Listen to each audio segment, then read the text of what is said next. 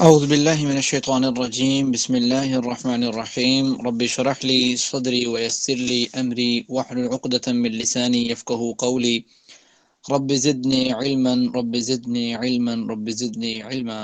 اللہ تعالیٰ کی توفیق سے ہم اپنا تیسرا سیشن سٹارٹ کرنے کے لیے جا رہے ہیں۔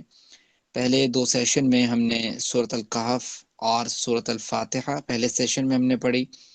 سیکنڈ میں اللہ تعالیٰ کی توفیق سے سورۃ نور اور سورۃ الکافرون کا مطالعہ کیا، جس میں سے کچھ سیشن جو ہیں وہ ریکارڈڈ ہیں، وہ آپ یوٹیوب چینل سے، آپ انسٹا سے اور اسی طریقے سے فیس بک پیج سے آپ حاصل کر سکتے ہیں۔ اور آج ہم تیسرا سیشن جو پڑھ رہے ہیں اس کے اندر ہم نے سورۃ الرحمن اور سورۃ حدید کا جو ہے وہ مطالعہ کرنا ہے۔ دیکھیں سورۃ الرحمن جو ہے یہ آپ کے سامنے 27ویں سپارے میں موجود ہے، اور اس کی ٹوٹل آیات جو ہیں وہ 78 ہیں۔ یہ سورت جو ہے اس لحاظ سے بڑی امپورٹنٹ ہے کہ اس میں اللہ تعالیٰ نے ایک ہی آیت مبارکہ، جسے ہم کہتے ہیں فَبِأَيِّ آلَاءِ رَبِّكُمَا تُكَذِّبَانِ فَبِأَيِّ آلَاءِ رَبِّكُمَا تُكَذِّبَانِ، اللہ تعالیٰ نے ایک ہی آیت مبارکہ 31 مرتبہ دہرائی ہے، جس کا معنی یہ ہے کہ تم اپنے رب کی کون کون سی نعمت کو جھٹلاؤ گے۔ اس ٹائپ سے بار بار دہرانا اللہ تعالیٰ کا تاکید کا معنی پیدا کرتا ہے کہ اللہ تعالیٰ نے اتنی نعمتیں کی پھر بھی تمہیں حیا نہیں آتی کہ اللہ تعالیٰ کا جو نعمتیں ہیں اس کے مطابق اس کی بات کو مانا جائے۔ ہم اس صورت کو سٹارٹ کرتے ہیں، دیکھتے ہیں کہ چند آیت پڑھنے کے بعد کہ واقعی جو اللہ تعالیٰ نے فَبِأَيِّ آلَاءِ رَبِّكُمَا تُكَذِّبَانِ کہا ہے یہ کس درجے تک بہتر اور کس درجے تک ٹھیک اور درست بات ہے۔ آپ کو چند آیات پڑھنے کے بعد ہی یہ بات سمجھ آ جائے گی کہ واقعی حقیقتاً اللہ تعالیٰ کی یہ عظیم نعمتیں ہیں، ہم ان نعمتوں کے مقابلے میں کوئی اللہ تعالیٰ کا حق ادا نہیں کر رہے۔ ما قدر اللہ حق قدری، اللہ کی قدر نہیں کر رہے جس طرح قدر کرنے کا حق تھا۔ اعوذ باللہ من الشیطان الرجیم بسم اللہ الرحمن الرحیم۔ الرحمن، اللہ تعالیٰ فرماتے ہیں رحمان، وہ اللہ تعالیٰ کون ہے؟ رحمان ہے۔ اللہ تعالیٰ نے اس صورت کا آغاز ہی اپنی جو ہے وہ بہترین نام کے ساتھ کیا ہے جو رحمان ہے، ٹھیک ہے۔ رحمان جو ہے میں نے آپ سے بتایا تھا کہ رحمان اور رحیم میں بعض جو ہے وہ علماء کرام نے تھوڑا سا فرق کیا ہے۔ رحمان جو صفت ہے اللہ تعالیٰ کی، یہ ایسی صفت ہے جو دنیا اور آخرت دونوں کے لیے ہے، اچھے اور برے دونوں کے لیے ہے۔ یعنی اللہ تعالیٰ کفار کو بھی کھانے کے لیے دے رہا ہے اور مسلمانوں کو بھی دے رہا ہے۔ اللہ تعالیٰ کے اوپر کوئی ایمان رکھتا ہے تب بھی اسے مل رہا ہے اس کی وسعت اور طاقت اور اس کی محنت کے مطابق، اور اگر اللہ تعالیٰ پر ایمان نہیں رکھتا تب بھی اسے دیا جا رہا ہے۔ یہ کائنات کا، زمین کا اللہ تعالیٰ نے اصول وضع کیا ہے، اس اصول پہ چلا رہا ہے۔ لیکن قیامت کے دن اللہ تعالیٰ نے کامیابی کس کو دینی ہے؟ کفار کو، اپنے اوپر ایمان نہ لے کے آنے والوں کو، یہود، نصارہ اور ہندو اور دیگر مذاہب کے لوگوں کو، یا اسلام کے جو پریکٹیکل مسلمز ہیں اور اللہ تعالیٰ کی بات کو مانتے بھی ہیں، صرف دعویٰ نہیں ہے، ان کو اللہ تعالیٰ نے لے کے جانا ہے؟ تو جواب یہ ہے کہ حقیقتاً اللہ تعالیٰ اپنے اوپر ایمان رکھنے والوں کو لے کے جائے گا۔ تو کیوں بھائی؟ وہ اللہ تعالیٰ قیامت کے دن، قرآن کریم میں آتا ہے وَقَانَ بِالْمُؤْمِنِينَ رحیمہ، اللہ تعالیٰ مومن لوگوں پر جو ہے وہ رحیم ہے، رحیم ہے۔ یعنی قیامت کے دن اللہ تعالیٰ کی رحیم صفت جو ہے وہ یہ ہوگی کہ اللہ تعالیٰ نے اپنے اوپر ایمان رکھنے والے، جن کی توحید مضبوط ہوگی، ان کو اللہ تعالیٰ نے جنت میں داخل کرنا ہے، باقی لوگوں کو داخل نہیں کرنا۔ بات سمجھتے ہیں؟ تو معنی یہ ہوا کہ رحمان اللہ تعالیٰ دنیا میں ہے اور رحیم اللہ تعالیٰ آخرت میں ہے، یا رحمان اللہ تعالیٰ دنیا آخرت دونوں میں، لیکن رحیم اللہ تعالیٰ صرف مومن بندوں کے لیے ہے۔ یہ تھوڑا سا ہلکا سا ڈیفرینشیٹ کیا بعض علماء اکرام نے، سورۃ فاتحہ میں ہم اس چیز کو کور کر چکے ہیں۔ تو یہ اللہ تعالیٰ نے اپنی اس صورت کا آغاز جو ہے وہ اپنی اس صفت سے کیا، رحمان، ٹھیک ہے۔ پھر اللہ تعالیٰ فرماتے ہیں کہ علم القرآن، اس نے تعلیم دی قرآن کی، ٹھیک ہے۔ اب قرآن جو ہے اس کے کئی ایک معنی ہیں۔ معنی یہ ہے کہ ایک تو یہاں پہ اس آیت کو اگر آپ دیکھیں تو اس کی نسبت جو ہے وہ جا رہی ہے کس کی جانب؟ علم القرآن، اس نے تعلیم دی قرآن کی. کس نے تعلیم دی؟ اس کی نسبت جاری اللہ تعالیٰ کی طرف، یعنی اللہ تعالیٰ نے قرآن کی تعلیم دی. یہ جو مشرکین عرب کا یہ ہوتا تھا نا کہ انما یعلمہ بشر، یہ تو قرآن کوئی بشر سکھا جاتا ہے، اس کو جواب بھی ہے یہ کہ اس کی تعلیم دینے والی ذات کوئی بشر نہیں ہے، بلکہ اس کی تعلیم دینے والی ذات کون ہے؟ رحمان کی ذات ہے. ٹھیک ہے. اور یہ علامہ تعلیم دی قرآن کی، کس کو دی تعلیم؟ وہ مفعول کا ہے، وہ آبجیکٹ کا ہے. ٹھیک ہے. وہ یہاں پہ ایک دوسرا آبجیکٹ موجود نہیں ہے، دوسرا مفعول موجود نہیں ہے. تو وہ دوسرے مفعول سے مراد کون ہے؟ یہ غور سے سمجھنے والی بات ہے کہ بھئی کس کو تعلیم دی اللہ تعالیٰ نے قرآن کی. تو یہاں پہ دو قسم کے جو ہے نا معنی کیے جا سکتے ہیں. نمبر ایک کہ اللہ تعالیٰ نے اللہ کے رسول صلی اللہ علیہ وسلم کو قرآن کی تعلیم دی. نمبر دو کہ اللہ تعالیٰ نے تمام لوگوں کو قرآن کی تعلیم دی. اللہ کے رسول کو تو ڈائریکٹلی دی، ٹھیک ہے، تمام لوگوں کو کیسے دی؟ تمام لوگوں کو اس طرح دی کہ ہم نے اپنے علماء سے، علماء نے آگے اس طریقے سے جاتے جاتے محدثین، اور پھر تبع تابعین، پھر تابعین، پھر صحابہ، پھر صحابہ نے اللہ کے رسول سے. یہ ہمارا ایک ذریعہ ہے، لیکن یہ ذریعہ پہنچا کہاں سے؟ اللہ کے رسول سے. اللہ کے رسول کے پاس کہاں سے پہنچا؟ صلی اللہ علیہ وسلم، اللہ تعالیٰ سے. تو پتہ یہ لگا کہ انڈائریکٹلی ہم تک بھی اگر قرآن کریم پہنچا تو تعلیم دینے والی ذات پیچھے کون ہے؟ رحمان ہے، اللہ تعالیٰ کی ذات ہے. ٹھیک ہے. اچھا، یہ القرآن کا ایک اور معنی بھی ہے. ٹھیک ہے. قرآن کا معنی جو مطلب پڑھنا ہوتا ہے، قرآن قراءہ سے. ٹھیک ہے. جیسے قرآن کریم میں اللہ فرماتے ہیں نا فَإِذَا قَرَأْنَاهُ فَاتَّبِعْ قُرْآنَ، کہ تو جب ہم اسے پڑھیں تو بھی اسے ہمارے ساتھ ساتھ پڑھ. اللہ کے رسول نے یہ بات کی جا رہی ہے. تو کیا معنی ہوا؟ معنی یہ ہوا کہ پڑھنے کے بارے میں اللہ تعالیٰ آگاہ کر رہے ہیں کہ بھائی آپ لوگ پڑھو. بات سمجھ رہے ہیں؟ آپ لوگ پڑھو. جیسے پہلی وہی ہے نا قرآن کریم میں، اقرا، پڑھ، بسم ربک الذی خلق، اپنے رب کے نام سے جس نے تجھے پیدا کیا. تو یہاں پہ بھی اللہ تعالیٰ کہتے ہیں کہ یہ پڑھنے کی جو تعلیم ہے کس نے دی ہے؟ اللہ تعالیٰ نے دی ہے. یہ عقل اور دانائی انسان کے اندر موجود ہے، باقی جانوروں میں موجود ہے. کیوں بھائی؟ جانوروں کی کلاسیں لگتی کبھی دیکھی ہیں؟ ان کے اندر کوئی کے جی، کوئی 1 2 3 4، وہ میٹرک، کوئی ایف ایس سی، کوئی جو ہے نا انجینئرنگ ڈپارٹمنٹ، کوئی دیگر ڈپارٹمنٹ، کوئی اس طرح کا کوئی کبھی کسی نے دیکھا ہے کہ فلاں جو ہے نا وہ بکری پڑھ رہی ہے یا فلاں پڑھ رہا ہے؟ کچھ بھی نہیں ہے. لیکن سمجھ رہے ہیں، یہ اللہ تعالیٰ نے تعلیم دی ہے، یہ اللہ تعالیٰ نے ہمیں فہم دی ہے، عقل دی ہے کہ ہم تعلیم و تعلم کے دوران ہی یہ طے کرتے ہیں، ہم سیکھتے سکھاتے ہیں. ٹھیک ہو گیا. اسی طریقے سے دیکھیں، مالک جو ہوتا ہے نا، مالک اللہ تعالیٰ رحمان بھی ہے لیکن مالک بھی تو ہے نا. مالک اپنے مملوک کو، جس کو وہ بناتا ہے، جس کا وہ مالک ہوتا ہے، جو اس سے وہ کام لینا چاہتا ہے نا، وہ اسے بتاتا ہے کہ بھائی میں تجھے بنایا، میں تجھ سے یہ کام لینا چاہتا ہوں. تو اللہ تعالیٰ نے بھی انسان کو بنایا ہے نا، تو انسان کو اللہ تعالیٰ نے علم القرآن، قرآن کی تعلیم دی ہے، قرآن کو نازل کی ہے. قرآن کو نازل کرنا گویا اللہ تعالیٰ کا یہ بات پورا کر دینا ہے کہ اب میں نے قرآن نازل کر دیا ہے. اب کسی شخص نے چلنا ہے تو کس طرح چلنا ہے؟ اللہ تعالیٰ کی جو ہدایات ہیں، اسکرپٹ ہوتی ہے نا بعدوں کا، جب ہم بائک لیتے ہیں یا کوئی برانڈیڈ گھڑی یا کوئی اس ٹائپ سے کوئی چیز لیتے ہیں تو اس کے ساتھ وہ پورا نا ایک لسٹ بنائی ہوتی ہے اس نے کہ اس کے اندر یہ آپشنز ہیں، یہ چیز ہے، آپ نے ایسے سے کرنا ہے، ایسے نہیں کرنا. تو اللہ تعالیٰ نے قرآن کریم میں اسی طریقے سے ایک چیز سمجھائی ہوئی ہے. تو گویا مالک اپنی مملوک کو، ٹھیک ہے، خالق اپنی مخلوق کو بتانا چاہتا ہے کہ آپ کا لائف سٹائل کیسا ہونا چاہیے، آپ کا زندگی کا مقصد کیا ہے، اور مالک چاہتا کیا ہے. اس نے وہ ساری چیزیں ڈسکس کر دی ہیں قرآن کریم کے اندر. تو گویا اس نے اپنا حق ادا کر دیا ہے. اب ہمارے اوپر ہے کہ ہم کتنا قرآن کریم کو پڑھ کے اس کے مطابق عمل کرنے کی کوشش کرتے ہیں. ٹھیک ہو گیا جی.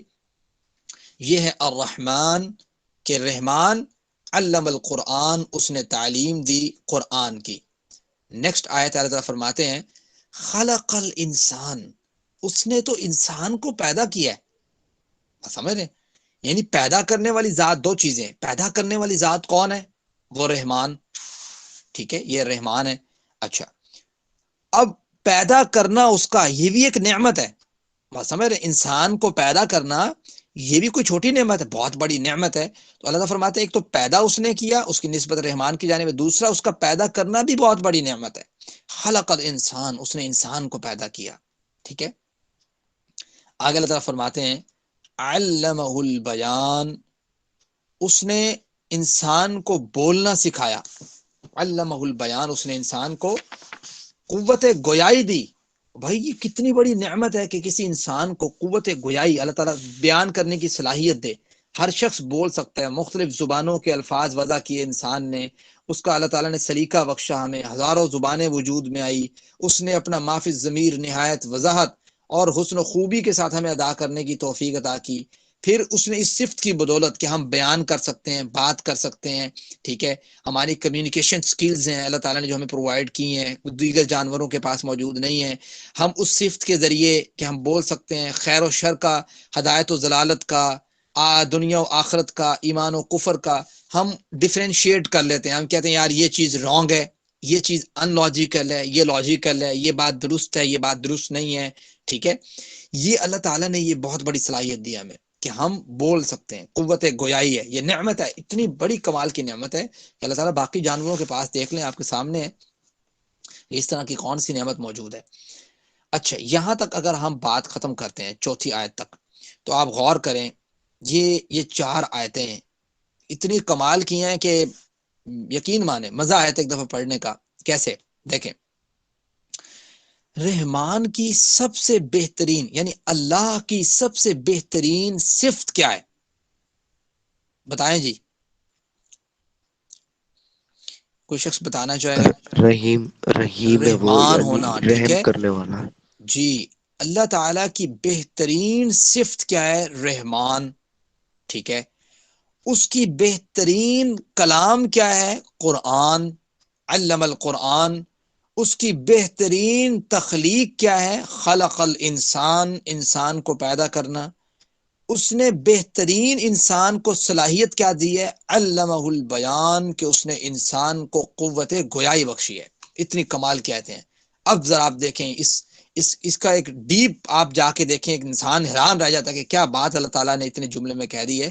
یہ جو کہتے ہیں نا کہ قرآن کریم اپنے اندر کیا معنی و مفہوم رکھتا ہے، جب ہم اس کے تفکر اور غور میں پڑھتے ہیں تو انسان ایک دفعہ حیران و ششدر رہ جاتا ہے کہ یہ کیسی کلام ہے۔ جیسے مشرکین عرب جو تھے، جب انہوں نے پہلی دفعہ جب سورۃ عصر کو دیکھا اور دیگر صورتوں کو دیکھا، انہوں نے کہا ما ھذا قول البشر، یہ کوئی بشر کا کلام نہیں لگتا بھائی، بات سمجھتے ہیں۔ چلیں آگے چلیں، اللہ تعالیٰ کیا فرماتے ہیں؟ اللہ تعالیٰ کہتے ہیں کہ دیکھو بھائی، الشمس، سورج، والقمر، اور چاند، بحسبان، ایک حساب کے ساتھ چل رہے ہیں، بڑے زبردست حساب کے ساتھ چل رہے ہیں۔ دیکھیں، سورج اور قمر، یعنی سورج اور چاند کو اللہ تعالیٰ نے اسپیشلی ڈسکس کیا۔ کیوں؟ کیونکہ ان دونوں کے ساتھ زمین پہ رہنے والے انسان جو ہیں ان کا زیادہ واسطہ پڑتا ہے۔ اگرچہ آسمان دنیا میں صرف سورج اور چاند موجود نہیں ہے، بلکہ اللہ تعالیٰ نے نظام شمسی جیسے اربوں نظام شمسی موجود ہوں تو ایک گلیکسی، اور کئی ہزار اور کئی لاکھ گلیکسیز مل کے جا کے ایک کلسٹر، اور کئی ہزاروں کلسٹر مل کے سپر کلسٹر، تو یہ ایک بہت زبردست قسم کا ایک چال اللہ تعالیٰ نے آسمان دنیا میں بچھا رکھا ہے۔ لیکن اسپیشلی ان دونوں چیزوں کا ذکر کیا کہ اس کا زمین کے ساتھ ڈائریکٹلی کنیکشن ہے، اس لیے اللہ تعالیٰ فرماتے ہیں الشمس، دیکھو بھائی تم زمین پہ رہتے ہو، یہ سورج والقمر اور چاند، کہ سورج کو ذرا دیکھو کہ اللہ نے اس کو کس لیے پیدا کیا ہے، غور و فکر کرو، ذرا سائنس ذرا پڑھیں آپ تو سورج کو اللہ تعالیٰ نے دیکھیں کہ سورج کے ذریعے ہم اندازہ لگاتے ہیں، ہماری نمازوں کا جو وقت ہے یہ سورج پر مشتمل ہے۔ آپ کو پتہ ہے اس بات کا کہ نمازیں جو ہیں ہماری سورج سے ریلیٹڈ ہیں، کہ ظہر کا نماز کا ٹائم کب ہوگا، سورج سے ریلیٹڈ ہے، کہ جب سایہ جو ہے وہ سٹارٹ ہو جائے اس کے اپوزٹ سائڈ پہ۔ عصر کا کب جو ہے سٹارٹ ہوگا ٹائم، جب سایہ اس کسی بھی چیز کے سائے کے برابر سے آگے کراس کر جائے، ٹھیک ہے۔ اور پھر مغرب کا ٹائم کب ہوگا، جب سورج غروب ہو جائے، ٹھیک ہے۔ عشاء کا ٹائم کب ہوگا، جب سورج کی شفق کی روشنی غائب ہو جائے۔ فجر کا ٹائم کب جو ہوگا، جب سورج کا جو ہے نا وہ سمجھے کہ صبح کے ٹائم ایک سفید لیئر جو ہے وہ سورج کی وجہ سے قائم ہوتی ہے وہ قائم ہو جائے۔ یہ ساری چیزیں سورج سے ریلیٹڈ ہیں، کہ سورج ہمیں بتاتا ہے کہ بھائی یہ آپ کی نماز کا وقت اور نماز کی رفتار کیا ہے، نماز کا ٹائم کب ہوتا ہے۔ اسی طریقے سے سورج کے ذریعے اللہ تعالیٰ نے ہماری فصلیں جو ہیں ساری کی ساری سورج پر منحصر ہیں، کہ کس طریقے سے اللہ تعالیٰ ان کو پکاتا ہے اس کے پکنے کا انحصار کس طریقے سورج پر ہے، اور اگر سورج کی تھوڑی بہت رد و بدل ہوتی ہے کہ سورج تھوڑا سا بیک جاتا ہے یا اس کا جب سرکل ہے وہ اس سرکل اس ٹائم پہ پہنچتا ہے جس جگہ پہ آ کے زمین کا فاصلہ تھوڑا سا کم ہو جاتا ہے، کچھ چند انچ کہہ لیں یا چند جو ہے نا وہ فٹ کہہ لیں، وہ زمین پہ انتہائی گرمی ہو جاتی ہے، اور تھوڑا سا دور جاتا ہے تو زمین پہ انتہائی سرد ہو جاتا ہے موسم۔ یہ کیا ہے؟ یہ اللہ تعالیٰ نے بحسبان ایک حساب کے ساتھ انہیں چلا رہا ہے۔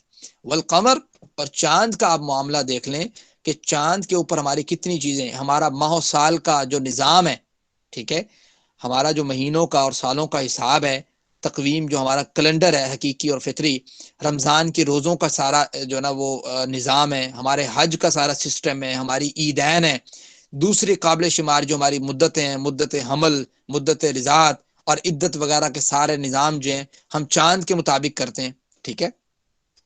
تو یہ آپ دیکھ لیں کہ اگرچہ سورج اور چاند سے بڑے بڑے جسم اور بڑے بڑے لوگ بھی موجود تھے، بڑے بڑے لوگ سے مراد یہ کہ بڑے بڑے ان سے بڑے بڑے اجسام، عظیم الجثہ کہہ لیں آپ، موجود تھے، کہ سورج سے اتنے بڑی بڑی چیزیں موجود ہیں، اتنے بڑے بڑے سیارے اور ستارے موجود ہیں کہ لاکھوں سورج اندر چلے جائیں، لیکن اللہ تعالیٰ نے سورج کو ہمارے انتظام کے لیے رکھا۔ چاند سے بڑے کتنی چیزیں ہیں، زمین ہماری بڑی ہے چاند سے، لیکن اللہ تعالیٰ نے چاند کو ہمارے لیے جتنا کس طریقے سے مفید جانا تھا اس کو چاند ہمارے لیے اللہ تعالیٰ نے مختص کر دیا۔ بیوسبان، یہ سارے ایک حساب سے اپنی مدتوں، اپنے مداروں میں، اپنی سپننگ موشن کے تحت، اپنی روٹیٹری موشن کے تحت، ایک جو ہے نا اندازے کے ساتھ جہاں اللہ تعالیٰ نے ان کو وضع کیا ہے اور جو اللہ تعالیٰ نے ان کی ڈیوٹی لگائی ہے اس کے سرکل میں چل رہے ہیں، ایک رفتار ہے ان کی زبردست قسم کی۔ تو اللہ تعالیٰ فرماتے ہیں، یہ دیکھیں ذرا غور کریں آپ لوگ اس چیز کے اوپر، فرمایا کہ والنجم، اور ستارے۔ اچھا، یہ نجم کے دو معنی ہیں، ٹھیک ہے، ایک نجم کا معنی ستارہ ہوتا ہے عمومی طور پہ جو ہم یوز کرتے ہیں، دوسرا ایک نجم کا معنی ہوتا ہے وہ ایسے پودے نہیں ہوتے جو بڑی بڑی ٹہنوں کے ٹہنیاں کہہ لیں، یا پھر ایسے کہہ لیں کہ جس طرح کی میں کیا اس کا بتاؤں آپ کو، کہ جیسے بغیر تنے کے پودے ہوتے ہیں، جو چھوٹی چھوٹی بیلیں کہہ لیں، اس میں جڑی بوٹیاں آ جاتی ہیں، گندم کا پودا آ گیا، جو کا آ گیا، چنے کا آ گیا، سبزیاں آ گئی اس میں، ٹھیک ہے، ایکسیکٹرا، اس ٹائپ کی چیزیں، تو یہ اس ٹائپ کی چیزوں کو بھی کہتے ہیں۔ یہاں پہ اب بیلیں ترجمہ لکھا ہوا ہے، تو وہ نجم، ستارے بھی اس کا معنی ہے اور بیلیں بھی اس کا معنی ہے۔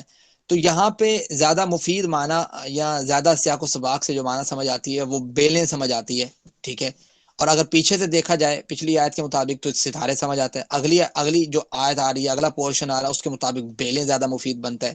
تو ڈیفرنٹ علماء اکرام نے ڈیفرنٹ ترجمہ کرتے ہوئے یہ بات کی ہے کہ وہ نجم اور بیلیں، اللہ تعالیٰ نے کتنی بیلیں پیدا کی ہیں، کتنی جڑی بوٹیاں، کتنے درخت پیدا کیے ہیں، وہ شجر، اور درخت، ٹھیک ہے، درخت کے مقابلے میں کیا ہے، بیلیں ہیں چھوٹی۔ یسجدان، اللہ تعالیٰ فرماتے ہیں کہ یہ تمام کی تمام چیزیں جو ہیں، یعنی بیلیں ہیں، چھوٹے درخت ہیں، پودے ہیں، ٹھیک ہے، یا درخت ٹائپ ہیں، یہ ساری چیزیں یسجدان، اس اللہ کو، اس رحمان کو سجدہ کر رہی ہیں۔ سوال یہ پیدا ہوتا ہے، ہاؤ اٹ از پاسبل کہ درخت جو ہے اللہ تعالیٰ کو سجدہ کر رہے ہو، ہمیں تو نہیں دکھتا۔ سوال پیدا ہوتا ہے نا، ہمیں تو نظر نہیں آ رہا، تو ہمیں بھائی ساری چیزیں کب، ہمارا کوئی شخص دعویٰ کر سکتا ہے انسان کہ ہمیں سب چیزیں نظر آتی ہیں؟ آج سے 50 سال پہلے جو لوگ کہتے تھے کوئی جراثیم نہیں، کوئی شے نہیں، کوئی چیز نہیں، کون سا ان کے پاس مائکروسکوپ، 100 1000 ایک دو سال پہلے، اب جب مائکروسکوپ ایجاد ہوئی ہے، ساری چیزیں ایجاد ہوئی، کہتے ہیں ہاں بھائی چھوٹے جانور بھی موجود ہیں، ٹھیک ہے، ہم جی اتنا جو ہے نا وہ مائکرو لیول تک دیکھ سکتے ہیں، اتنا میکرو لیول تک دیکھ سکتے ہیں، نہ اس سے زیادہ میکرو دیکھ سکتے ہیں، نہ اس سے زیادہ مائکرو دیکھ سکتے ہیں۔ یہ کیا ہے؟ یہ انسان کی لیمیٹیشنز ہیں، اس کو بتانے کے لیے کہ بھائی آپ کل کب ہو، ٹھیک ہے، آپ کے پاس ساری چیزیں کب ہیں؟ تو اللہ تعالیٰ کہتے ہیں والنجم والشجر، کہ بیلیں اور درخت جو ہیں یسجدان، وہ اللہ کو سجدہ کر رہی ہیں۔ اب اس سجدے سے مراد یا تو طبعی قوانین جو اللہ تعالیٰ نے رکھے ہیں، نیچر کے جو قوانین ہیں جو اللہ تعالیٰ نے امپلیمنٹ کیے ہوئے ہیں ہر جاندار چیز کے اوپر، وہ درخت اور بیلیں جو ہیں وہ اس سے سرتابی نہیں کرتی، یہ نہیں کہتے کہ چلو جی آج ہم نے یہ نہیں کرنا، وہ نہیں کرنا، ایسا تو کچھ نہیں ہے نا۔ اچھا، ایک دوسری چیز میں نے آپ کو اور بھی بتائی تھی کہ اللہ تعالیٰ نے قرآن کریم میں یہ جو بات کی، الم تر ان اللہ یسجد له من فی السماوات ومن فی الارض والشمس والقمر والنجوم والشجر والدواب، ٹھیک ہے، اللہ تعالیٰ فرماتے ہیں کہ ساری چیزیں مجھے سجدہ کر رہی ہیں۔ تو میں نے آپ سے کہا تھا کہ جب ہم نے غور کیا ہے یا سائنسدانوں نے غور کیا اس بات پہ کہ بھئی کون سی چیز ایسی ہے جو تمام چیزوں میں کامن ہے، تو وہ ایک چیز میں نے آپ لوگوں سے ڈسکس کی تھی کہ وہ اینٹی کلاک وائز جو موشن ہے وہ تقریباً تمام چیزوں میں کامن ہے، ٹھیک ہے، ایون ایٹم تک، ایٹم چھوٹا ایٹم کا جو ذرہ ہے اس میں بھی یہ چیز کامن ہے، anticlockwise motion. Even میں نے آپ سے کہا تھا اوہم جو ہے اس میں یہ چیز کامن ہے۔ اسی طریقے سے آپ جو ہے چھوٹے سے چھوٹا ذرہ لے لیں یا بڑے سے بڑی چیز لے لیں تو وہ اس کی اینٹی کلاک وائز موشن جو ہے اس چیز پہ، سورج کی موشن جو ہے، چاند کی موشن، زمین کی موشن، اس کو بھی آپ دیکھ لیں۔ پھر ہمارا کعبے کے گرد طواف جو ہے وہ بھی اینٹی کلاک وائز، ہمارے جو خون کی جو ایسا ملنے کے جو پہنچانے کا ذریعہ ہے وہ بھی اینٹی کلاک وائز ہے، ٹھیک ہے۔ اس طرح کی بہت سی چیزیں میں نے آپ سے اس لیکچر میں جو پچھلا سیشن تھا اس میں ڈسکس کی تھی۔ تو یہ چیز بھی ہو سکتی ہے کہ ممکن ہے کہ ایک اللہ تعالیٰ نے کوئی کامن چیز، ان کا انداز جو ہے سجدے کا الگ رکھا ہو۔ اسی طریقے سے انسان ان سے جو فائدہ اٹھانا چاہتا ہے، ان درختوں سے، ان بیلوں سے، انہوں نے کبھی جو ہے نا اس کے اندر رکاوٹ پیدا نہیں کی، ٹھیک ہے۔ اس انداز سے اللہ تعالیٰ نے جو ان کی ڈیوٹی لگائی ہے وہ اپنی ڈیوٹی پورے کر رہے ہیں۔ تو اس میں کوئی بھی انداز ہو سکتا ہے، وہ اللہ تعالیٰ بہتر جانتا ہے۔ ہمارا ایک اندازہ ہی ہے کہ ہم یہ کہیں کہ یہ ہمارا اندازہ ہے، ہمیں ایسا لگتا ہے، ہمیں ایسا دکھتا ہے، اور اصل اس کا معنی اور اصل اس کا جو ہے نا وہ سسٹم کیا ہے، اللہ تعالیٰ نے چونکہ ڈسکس نہیں کیا اس کو واضح ترین، تو ہم اس کے بارے میں کوئی فائنلی کوئی بات نہیں کر سکتے۔ اللہ تعالیٰ آگے فرماتے ہیں آیت نمبر 7 میں، وَالسَّمَاءَ رَفَعَهَا، کہ اللہ تعالیٰ نے آسمان جو ہے جو آپ کے اوپر ہے، اس نے دیکھو اسے کیسے بلند کیا ہے۔ کتنی بڑی اللہ تعالیٰ کی نعمت ہے کہ اس کو اتنا بلند کیا اللہ تعالیٰ نے، اس کے نیچے لاکھوں اربوں کروڑوں خربوں اللہ تعالیٰ نے نظام رکھ دیے ہیں، نظام شمسی، گلیکسیز، کلسٹرز، کتنی چیزیں اللہ تعالیٰ نے رکھ دی ہیں۔ یہ آسمان پھر آپ دیکھتے ہیں کہ بغیر ستونوں کے اللہ تعالیٰ نے کھڑا کیا ہوا ہے۔ آپ میں سے ہے کسی کے پاس یہ طاقت، یہ قوت کہ وہ اتنی بڑی چھت کو بغیر پلرز کے، بغیر سپورٹ کے کھڑی کر سکے؟ اوبویس نہیں ہے۔ وَوَضَعَ الْمِيزَانَ، اور اس نے رکھ دیا ہے میزان۔ اب یہاں پہ میزان کا معنی کیا ہے؟ دیکھیں میزان جو ہے ویسے تو آلہ، وزن کا جو آلہ ہوتا ہے اس کو میزان وغیرہ کہتے ہیں، جیسے ہم کہتے ہیں اس میں وزن کرتے ہیں۔ اس میں ایک دو چیزیں ہیں کہ میزان سے کیا مراد ہے۔ ایک تو میزان عدل مراد ہے، یعنی کہ آپ نظام کو دیکھیں گے نا، یہ وَالسَّمَاءَ رَفَعَهَا، اس کے ساتھ اس کو ملائیں ذرا کہ اللہ تعالیٰ نے آسمان کو بلند کیا ہے اور اس میں میزان رکھا ہے، ٹھیک ہے، آسمان میں میزان رکھا ہے۔ تو گویا اس میں اللہ تعالیٰ یہ بتانا چاہ رہے ہیں کہ کس طریقے سے اللہ تعالیٰ نے بڑے بڑے سیارے، ستارے، اس میں کشش ثقل کو پیدا کیا ہے، ان کے درمیانی فاصلہ، سیاروں ستاروں کا ایک درمیانی فاصلہ، پھر ان کی رفتار، یہ ساری چیزیں ایک اعتدال کے ساتھ چل رہی ہیں۔ گویا اس کا یہ معنی بنتا ہے کہ کس طریقے سے نظام جو ہے ہم آپ کے اوپر موجود ہے، ایک پوری اسٹرونومی ہے، پوری آپ کے اوپر نظر آ رہی ہے، کس طریقے سے اللہ تعالیٰ نے اس کو ایک میزان کے تحت، ایک اعتدال کے ساتھ قائم کیا ہوا ہے۔ دوسرا اس کا یہ معنی بھی ہو سکتا ہے کہ وَوَضَعَ الْمِيزَانَ، کہ اس نے مقدار معلوم کرنے کے لیے بہت سے آلات کا تمہیں عقل اور دانائی دی ہے کہ یہ دیکھو بھئی، یہ ماپ کا آپ کے جو میزان ہے، یہ آپ کا تول کا جو ہے نا وہ، یہ آپ کا حرارت یعنی ٹیمپریچر ڈیٹیکٹر ہے، یہ آپ کا پریشر ڈیٹیکٹر ہے، یہ آپ کا برودت یعنی کتنا واٹر کانٹینٹ ہے کسی چیز کے اندر، نمی وغیرہ کہہ لیں آپ اس کو۔ یہ ساری چیزیں اللہ تعالیٰ نے ہمیں عقل اور دانائی دی ہے، یہ ساری چیزیں اس میں آ جاتی ہیں۔ وَالسَّمَاءَ رَفَعَهَا، اس نے آسمان بلند کیا، وَوَضَعَ الْمِيزَانَ، اور اس نے میزان قائم کیا۔ دیکھو اللہ تعالیٰ نے کتنا زبردست اوپر، آپ دیکھ رہے ہیں کوئی چیز، کوئی آپ کو نقصان نہیں پہنچ رہا، کتنا زبردست نظام چل رہا ہے اوپر، اتنی ساری چیزیں ہونے کے باوجود بھی۔ اللہ تطغوا فی المیزان، اللہ تعالیٰ نے میزان قائم کیا ہے، تو اللہ تعالیٰ بھی یہی چاہتا ہے کہ آپ لوگ بھی اپنے معاملات میں میزان میں رہیں، میزان قائم کریں، یعنی زیادتی نہ کریں، ٹھیک ہے۔ وَأَقِيمُوا الْوَزْنَ بِالْقِسْطِ، اور قائم کرو وزن کو بالقسط، انصاف کے ساتھ، وَلَا تُخْسِرُوا الْمِيزَانَ، اور میزان میں کمی، ماپ تول میں کمی نہ کرو، بات سمجھتے ہیں، تول میں کبھی کمی نہ کرو۔ دیکھیں تول میں کمی کرنے کی وجہ سے اللہ تعالیٰ نے ایک قوم جناب شعیب علیہ السلام کی پوری قوم پہ عذاب اس لیے لے کے آئے کہ قرآن کریم میں کہتے ہیں وَلَا تَنْقُصُوا الْمِكْيَالَ وَالْمِيزَانَ، کہ میزان میں کمی نہ کرو۔ یہ لوگ جو ہے نا وہ کمی کیا کرتے، تو اللہ تعالیٰ نے اس قوم پہ عذاب اسپیشلی لے کے آئے اس وجہ سے۔ اتنی بڑی یہ جو ہے نا وہ کمی کوتاہی ہے کہ کسی شخص کا حق مارنا، ماپ میں کمی کرنا یا تول میں کمی کرنا، ٹھیک ہے۔ پھر قرآن کریم کی ایک سورت ہے، سورت مطففین، اس کا نام ہی ہے المطففین، ویل للمطففین، ناپ تول میں کمی کرنے والوں کے لیے ہلاکت ہے، ٹھیک ہو گیا۔ تو یہ ماپ تول میں کمی کرنا یہ بہت بڑی جو ہے نا وہ نقصان دہ چیز ہے انسان کے لیے۔ والارض، اور زمین، وضعها، اس نے رکھ دیا ہے اسے، للانام، مخلوقات کے لیے، ٹھیک ہے۔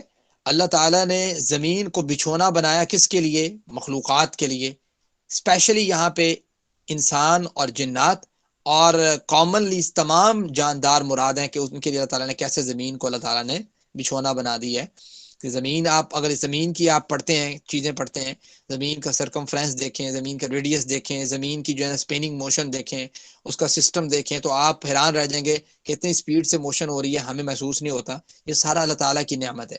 فیہا فاکہہ، اللہ تعالیٰ فرماتے ہیں کہ اس میں تمہارے لیے پھل ہیں، یعنی زمین کے اندر کس طریقے سے اس نے اگائے، کہ زمین ہے بھائی، یہ زمین کو طاقت کس نے بخشی ہے کہ پانی آپ ڈالتے ہیں، زمین ہے، اس پانی کی طاقت سے، اس زمین کی طاقت سے، اس کے اندر جو کانٹینٹ ہے اس کی طاقت سے اللہ تعالیٰ ایک اتنا بڑا تناور درخت بنا دیتا ہے، پھر اس تناور درخت کے ذریعے آپ لوگوں کی اللہ تعالیٰ جو ہے نا وہ کھانے پینے کا انتظام کر دیتا ہے۔ کیا اللہ تعالیٰ نے سسٹم بنایا ہے۔ والنخل، اور کھجوروں کے درخت، ذات الاکمام، خوشوں والے۔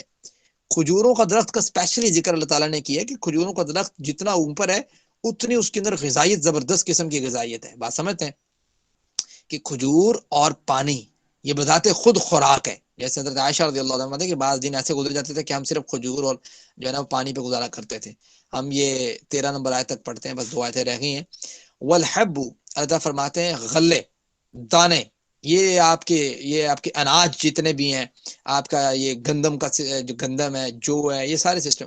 والحب، اور غلے جو ہیں، ذو العصف، بھس والے، والریحان، اور خوشبودار پھول، ٹھیک ہے۔ اب یہ غلوں کے اوپر سے، اب یہ رائسز جو ہے، یعنی جو آپ کے چاولوں کے اوپر سے اترتا ہے بھس جو ہے، آپ اندازہ کریں اللہ تعالیٰ نے اس کا بھی ہم یوز کر رہے ہیں، اللہ تعالیٰ نے اس کا یوز بھی ہمیں عقل اور دانائی دی کہ جب ہم ابھی انٹرنشپ پہ گئے تو وہاں پہ جو ہے نا انہوں نے رائس ہس کو جو ہے نا وہ آگ جلانے کے لیے یوز کیا ہوا تھا، ٹھیک ہے، ایتھنل کی پروڈکشن کے لیے نا۔ تو یہ اس طریقے سے اللہ تعالیٰ نے دیکھیں، اللہ تعالیٰ نے ذو العصف، بھس والے، اسپیشلی ذکر کیا کہ بھس والے، اس کا کوئی فائدہ ہے بھائی، وہ بھی کوئی نعمت ہے۔ بات سمجھتے ہیں کہ اس کے اوپر جو اللہ تعالیٰ نے چھلکا اگایا ہے، کوئی سسٹم اگایا ہے، اس کی بھی کوئی نعمت ہے، آپ اس کو یوز کر سکتے ہیں۔ آپ عقل اور دانائی لڑائیں اپنی کہاں پہ ہم اس کو یوز کریں۔ اللہ فرماتے ہیں والحب، اور غلے ہیں، ذو العصف، بھس والے، والریحان، اور خوشبودار پھول ہیں۔ کچھ اللہ تعالیٰ نے خوشبودار پھول بنایا ہے کہ آس پاس کی جو ہے نا وہ انوائرمنٹ جو ہے وہ ایک خوشبودار بن سکے، ٹھیک ہے، انسان پسند کرے، اللہ تعالیٰ کی نیچر کو دیکھے کس طریقے سے اس نے ڈیولپ کی ہے۔ اب ذرا آئیں اس آیت مبارکہ پہ، فَبِأَيِّ آلَاءِ رَبِّكُمَا تُكَذِّبَانِ، دیکھو اللہ کی کتنی نعمتیں ہیں، ٹھیک ہے، کتنی نعمتیں ہیں، تم اپنے رب کی کس کس نعمت کو جھٹلاؤ گے؟ کون سی نعمت کو تم کہو گے یار میں یہ نہیں مانتا، ٹھیک ہے۔ اچھا، یہ بات، یہ ساری چیزیں تو مشرکین مکہ بھی مانتے ہیں، کہ مانتے تھے کہ بھائی یہ واقعی اللہ تعالیٰ نے دی ہے، یہ بھی اللہ نے، یہ بھی اللہ نے، یہ بھی اللہ تعالیٰ نے، لیکن وہ ان نعمتوں کا اقرار لسان سے تو کر رہے ہیں، عمل سے کچھ نہیں کر رہے تھے۔ بات کرتے ہاں جی ہاں جی ہے، لیکن ساتھ یہ کہتے تھے یہ جو ہے یہ بت ہیں، یہ بھی کچھ نہ کچھ کرتے ہیں، یہ بھی ان کو بھی بڑا کچھ دیا ہوا ہے جی، ان کو اس طرح کی باتیں کرتے تھے۔ تو توحید کی بڑی منافی چیز ہے کہ انسان اللہ تعالیٰ کے اختیارات کو کسی اور کے اوپر لاگو کر دے۔ تو گویا اللہ تعالیٰ نے یہاں پہ یہ چیز سکھانا چاہیے کہ فَبِأَيِّ آلَاءِ رَبِّكُمَا تُكَذِّبَانِ، اس کے 2 معنی ہیں۔ ایک معنی یہ ہے فَبِأَيِّ نِعْمَةِ اللَّهِ تُكَذِّبَانِ، کہ تم اللہ تعالیٰ کی کس کس نعمت کو جھٹلاؤ گے۔ دوسرا اس کا معنی ہے فَبِأَيِّ قُدْرَةِ اللَّهِ تُكَذِّبَانِ، کہ تم اللہ تعالیٰ کی کون کون سی قدرت کو جھٹلاؤ گے۔ اللہ تعالیٰ نے یہاں پہ اپنی قدرتوں کا بھی ذکر کیا نا آگے جا کے، میں اس کی مثال دیتا ہوں، بلکہ ہم یہاں تک اس کو وائنڈ اپ کرتے ہیں، کافی وقت ہو گیا، اس سے آگے انشاءاللہ ہم اسی آیت سے آگے ہم کل انشاءاللہ سٹارٹ کریں گے۔ تو مجھے امید ہے کہ آپ لوگوں کو کافی حد تک سمجھ آ چکی ہوگی۔ اگر کسی کا کوئی کویسچن ہے ان 12 آیات سے ریلیٹڈ تو وہ ضرور کر سکتا ہے، ہینڈ ریز کرے گا، میں پوچھ لیتا ہوں۔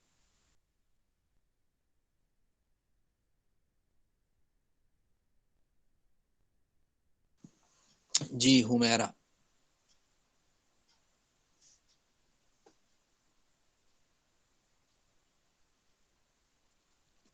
جی حمیرہ بتائیں کیا کویسچن آپ کا؟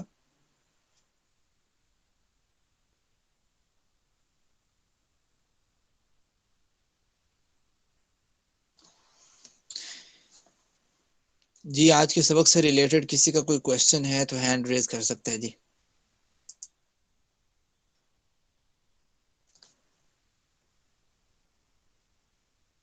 جی پوچھیں، جس کے نام کے اینڈ میں شکور ہے، دوشا شکور، اپنے کیا لکھا ہو۔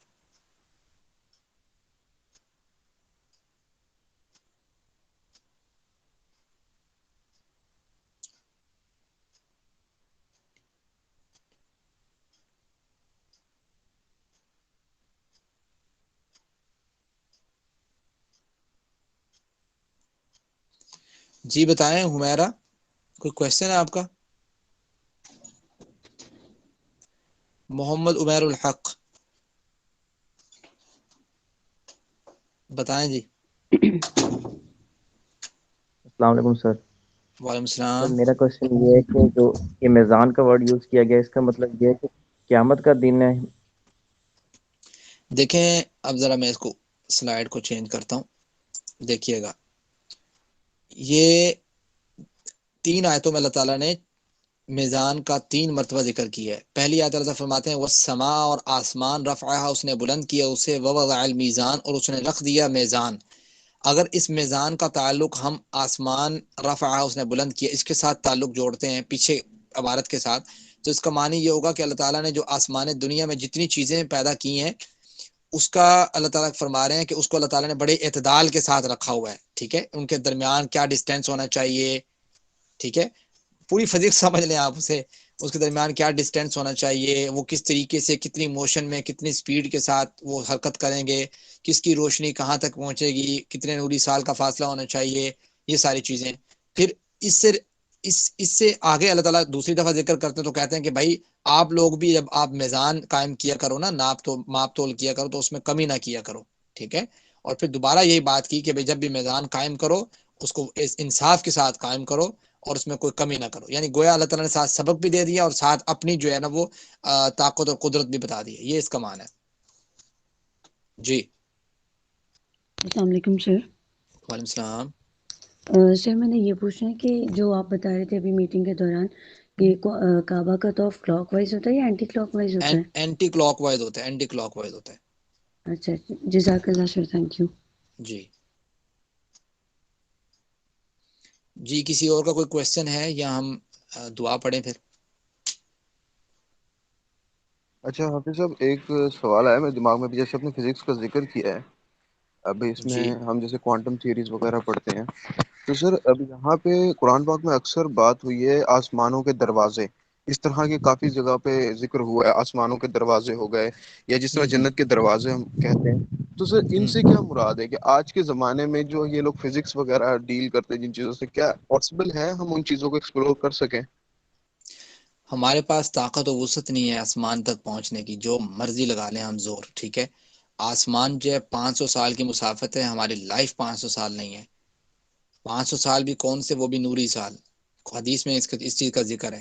تو جب آسمان پہ پہنچیں گے اس کے بعد جا کے اس پہ پہنچیں گے، یہ تو ہم جا کے تو ابھی چھوٹے چھوٹے سیاروں پہ پہنچنا ہمارے لیے بڑا مشکل ہو جاتا ہے، اور بڑا جب پہنچ جاتا ہے کوئی ایک چھوٹے سے سیارے پہ تو وہ بڑا اس پہ جو ہے نا وہ سمجھ رہا ہوتا ہے کہ میں نے بہت بڑی اچیومنٹ حاصل کر لی ہے، اس وقت اس لحاظ سے تو واقعی اس کی اچیومنٹ ہے، لیکن اللہ تعالیٰ کی جو قدرت وہ اوپر دیکھتا ہے اور ایک جال بچھا ہوا دیکھتا ہے، تو وہ کہتا ہے بھائی کیسے اوپر جانا ہے، ہمیں تو سمجھ نہیں آتی، ہم نے تو اتنی چھوٹی اتنی بڑی چیز کو ہی ہم نے ابھی اتنا سا کور کیا ہے کہ ہمیں پتہ ہی نہیں ہے، ہم ساتھ والے جو ہے نا وہ گلیکسی پہ پہنچنے سے قاصر ہیں، ہم نے کہاں وہ کلسٹر سے باہر نکلنا ہے، تو پھر جا کے کہیں سپر کلسٹر، تو پتہ نہیں کتنے سپر کلسٹرز کے بعد جا کے پھر آسمان، پھر یہ تو ابھی بڑے سفر ہیں اس میں، ابھی ہمارے پاس طاقت و قوت نہیں ہے، سیدھی جو بات ہے صاف ستھری۔ مجھے امید ہے آپ کو بات سمجھ آ چکی ہوگی۔ جی کسی اور کا کوئی کویشچن؟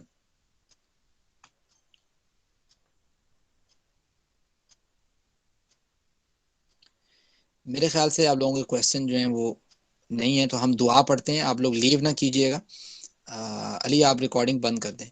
سبحانک اللہم و بحمدک اشہد ان لا الہ الا انت استغفرک و اتوب الیک۔